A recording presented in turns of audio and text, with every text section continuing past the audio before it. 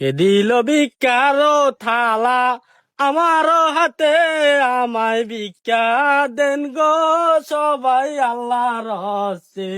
আসেনি গো ঘর? ও কাকা, কাকা আমায় ভিক্ষা দেন আল্লাহর হস্তে। মাফ কর উড়ে নাই করছি। নাই, মাফ কর। সকাল ধরি কিছু খাইতাম হারি না। খাড়া খাড়া সকাল থেকে কিছু খাচ্ছো না তো? খাড়া আয় দেন না কাকা, হামলে যাই। বাড়ি আয় এর মেশিন দিচ্ছে। আর কতক্ষণ খাইতাম? কতবার গেছি, কেউ দেয় না বে, কার মতো হয়ে গেছি। কিরে হুম, তুই কতদিন খরচ করস?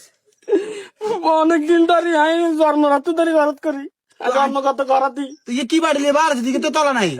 ইকে হয়েছে বারে বারে চলাই গেছে গো কাকা। হ্যাঁ সকাল ধরে আমি কিচ্ছু খাই না, সারাদিন উপাই আমার বাইকে বাইকে আসি।